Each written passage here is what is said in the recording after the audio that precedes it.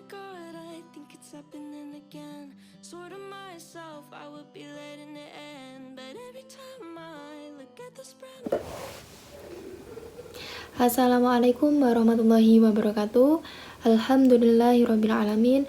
Assalatu wassalamu ala asrafil anbiya'i wal mursalin Sayyidina wa maulana Muhammadin wa ala alihi wa ashabihi ajmain, amma ba'du. Yang terhormat Ibu Dr. Zulfa Ismawati MBD dan teman-temanku yang insya Allah berbahagia. Video ini dibuat untuk memenuhi tugas UTS mata kuliah metodologi penelitian kuantitatif. Every time I look at those brown eyes and your smile, oh your smile, run into you. Untuk materi kita yang pertama yakni memilih topik dan masalah penelitian.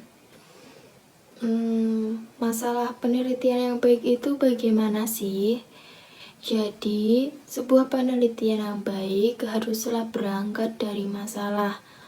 Itu sebabnya di dalam setiap penelitian selalu dimulai dari latar belakang masalah penelitian. Masalah-masalah itu muncul akibat terjadi perbedaan antara fakta empiris atau disebut juga dengan lapangan atau kenyataan dengan kebenaran teoritis atau harapan.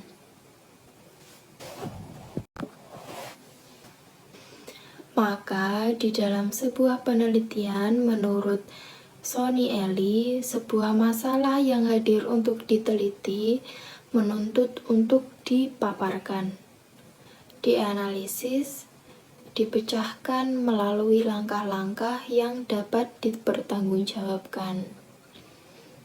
Jadi langkah-langkah tersebut urut dan bisa dipertanggungjawabkan. Nah, dengan demikian tidak semua masalah menjadi topik penelitian. Jadi hanya beberapa saja teman-teman. Peneliti dituntut untuk menyaring dan melakukan seleksi terhadap semua identifikasi masalah menyangkut topik. Jadi, data-data yang kita peroleh, kita harus menyaringnya dan kita seleksi terlebih dahulu. Untuk materi kita yang kedua, yakni pertimbangan objektif. Menurut teman-teman apa sih pertimbangan objektif itu? Nah, menurut Burhan Bungin, pertimbangan objektif merupakan pertimbangan yang didasari oleh kondisi masalah itu sendiri dan pada dasarnya peneliti melihat dan dapat mempertimbangkan apakah suatu masalah tersebut memiliki kualitas yang bermutu atau tidak dalam penelitian tersebut. Dan suatu masalah bisa dikatakan berkualitas apabila memiliki kriteria seperti berikut. Yang pertama, nilai penemuan yang tinggi. Jadi, dalam mencari masalah tersebut tidak asal-asalan teman-teman. Dan yang kedua, masalah tersebut sedang dirasakan oleh kebanyakan orang atau masyarakat. Jadi, masalah tersebut benar-benar dirasakan oleh masyarakat. Dan yang ketiga, penelitian tersebut bukan penelitian yang dilakukan oleh peneliti yang lain atau pengulangan. Jadi, penelitian tersebut, masalah tersebut dilakukan tidak berulang-ulang. Jadi, ada rasa tersendiri seperti itu. Dan yang keempat, masalah yang diteliti memiliki referensi teoritas yang jelas. Jadi referensinya itu tidak ngawur teman-teman. Ada referensinya sendiri, seperti itu. Jadi materi kita yang ketiga yakni pertimbangan subjektif.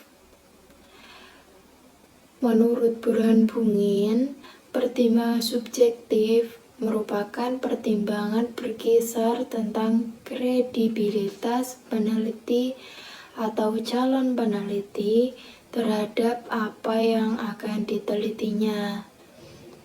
Seperti juga pada pertimbangan objektif, maka apabila ada pernyataan pertanyaan subjektif yang bisa dijawab dengan baik, maka secara subjektif suatu masalah dapat dipilih sebagai masalah penelitian. Dan karena itu masalah-masalah tersebut dipertanyakan berdasarkan yang pertama, apakah masalah tersebut benar-benar sesuai dengan minat peneliti atau tidak. Jadi masalah-masalah tersebut itu merupakan keinginan seorang peneliti atau suruhan dari orang lain. Jadi kalau suruhan orang lain kemudian si peneliti tidak setuju dengan masalah yang diambil, jadi kan nanti dalam pengerjaannya itu sulit juga. Dan yang kedua, keahlian dan disiplin ilmu peneliti itu sesuai dengan masalah tersebut atau tidak. Yang ketiga, peneliti memiliki kemampuan penguasaan teoritis yang memadai atau tidak mengenai masalah tersebut. Dan yang keempat, cukup banyak atau tidak hasil-hasil penelitian sebelumnya tentang masalah tersebut. Dan yang kelima, apakah cukup waktu apabila penelitian terhadap masalah tersebut dapat dilakukan atau tidak. Yang keenam, apakah biaya untuk meneliti masalah tersebut cukup tersedia atau tidak. Dan yang terakhir, apakah alasan-alasan politik dan situasional masyarakat menyambut baik dan menerima peneliti jika penelitian tersebut dilakukan. Jadi, apakah masyarakat tersebut mengizinkan seorang peneliti meneliti masalah-masalah tersebut atau malah menjadikan masyarakat tersebut tidak enak atau merugikan si masyarakat tersebut, seperti itu. Dan materi selanjutnya yakni pertimbangan lain pentingnya suatu masalah. Dan menurut Kasiran, pentingnya pertimbangan pada suatu masalah merupakan peneliti tidak terseret ke dalam lautan persoalan atau bidang-bidang telaah yang begitu luas. Hal ini perlu secara sungguh-sungguh dilakukan, karena bila tidak atau kurang mendapat perhatian, bisa saja seorang peneliti yang sedang bersemangat secara tidak disadari justru berhadapan dengan serentetan kesukaran, karena batasan dan ruang lingkup permasalahan penelitiannya belum dibatasi. Jadi di sini Muhammad Kasiran ini menjelaskan bahwa pentingnya kita dalam membatasi ruang lingkup pencarian suatu masalah. Jadi kita harus fokus terhadap satu masalah saja atau lebih dari satu, yang penting tidak merugikan si peneliti tersebut. Dan yang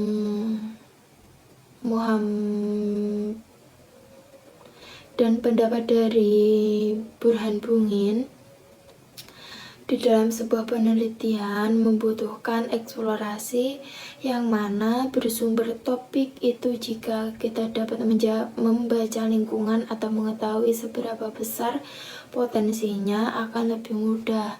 Dan lebih tegasnya, tidak ada alasan peneliti yang kesulitan dalam menemukan topik. Jadi di sini Burhan Bungin menjelaskan bahwa pentingnya kita mengeksplorasi lingkungan. Sebenarnya masalah-masalah tersebut enak dicarinya, maksudnya seperti ini.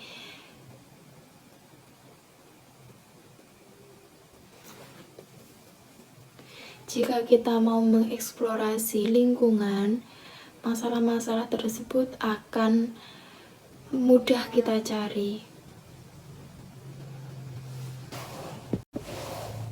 Nah, untuk materi selanjutnya yakni pernyataan masalah. Suatu pernyataan masalah merupakan suatu pernyataan tentang masalah apa yang menjadi pertimbangan penting yang akan diteliti dan merupakan fokus dari semua masalah di dalam penelitian. Langkah-langkah pernyataan masalah sebagai berikut. Yang pertama, memilih konteks untuk kajian penelitian, dan yang kedua, pernyataan masalah persuasif harus menunjukkan bahwa variabel utama dapat diukur dalam beberapa cara. Dan yang ketiga, pernyataan masalah harus ditutup dengan pertanyaan. Terima kasih, itu tadi pemaparan materi dari saya. Terima kasih. Wabillahi taufiq wal hidayah wa ridho wal inayah. Wassalamualaikum warahmatullahi wabarakatuh.